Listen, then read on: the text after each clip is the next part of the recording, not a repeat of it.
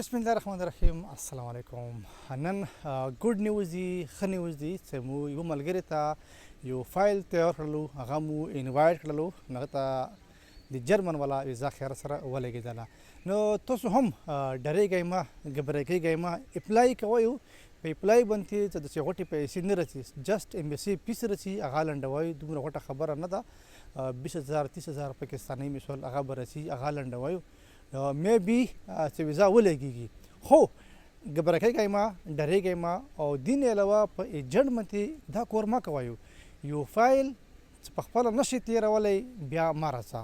که ته فایل تېرولی شي، ته لږ ډېر سبا کېله ده. مثال فایل کې ته ورته شو کې چېرې زه چوک یم، مثال فایل کې ورته شو کول دي چېرې زه ډېر طاقتور یم او مضبوط یم، مالداره یم او ښه سړی یم، چکر ته ځم، وزټ ته ځم، دا مو مثال خواهش ده چې زه لاړ شم. نو دا د هر چا حق ده چې مثال هغه اپلائی وکړي. باقي قسمت خبرې دي، خو مهمه خبره دغه ده چې تو فایل ښه تیار شي، ښه برابر شي، ښه تیار شي. چوک هم راتلل غواړي، مثال هغه کسان چې هغو ډېر خواهش وي، هغه کم از کم فایل په خپله تېروي.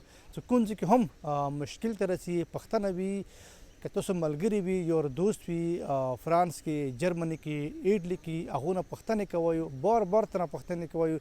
نن سبا تقریبا د هر چا ملګري شته، یو دوست په جرمني کې، په یورپ کې، مثال سویډن کې، فرانس کې، ایټلي کې، هغو نه بار بار پوښتنې کوئ چې یاره مثال زه فایل څنګه تیار کړم، څه ریکوایرمنټس دي، هغې زه څه شی ولیکم، څه ورکې ولیکم، زه څنګه انټرویو لکه ورکړم، ما نه به څه پوښتنې کوي.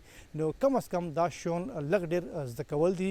د بو یو کس انوایټ کړلو، ورته فایل مو تیار کړلو، بهر څه خرچې، بهر څه پیسو، له دغه ملګري خیر سره ویزا ولګېدله. نو تاسو هم اپلائی وکړئ، بار بار اپلائی کوئ. مطلب په سټوډنټ ویزې باندې بار بار اپلائی کوئ، او سره وزټ ته په هغه باندې بار بار اپلائی کوئ. ډېرو ملګرو ته ویزې لګېدلې دي، څه مثال جرمن ته راغلي دي، ما په خپله لیدلي دي.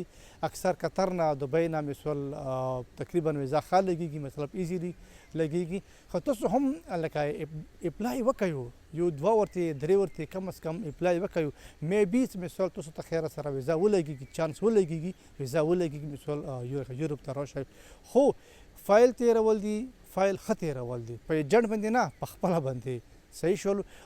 که مثال هغې کې څه پوښتنې وي، نه پوهېږئ، چې مثال کنفیوژن ورکې وي، هغه تاسو مطلب خپل ملګرو نه، یو دوست نه بلکل پوښتنه کولی شئ.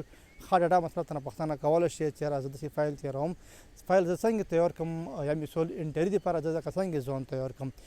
مهم خبره دغه ده چې اپلائی وکړو په خپله باندې، بغیر ایجنټ نه، بغیر پیسو نه، مثال چې خرچه مو ونه شي، په خپله باندې دا لږ ډېر هر څه وکړئ. مثال الله مهربانه چې مثال ویزې ولګېږي، بېګاه موږ ملګري ته ویزا ولګېدله، مطلب هغه دپاره مو هغه تیار کړو، انویټیشن هغه مو ورته ولو، هغه ته خیر سره ویزا ولګېدله. مننه. السلام علیکم.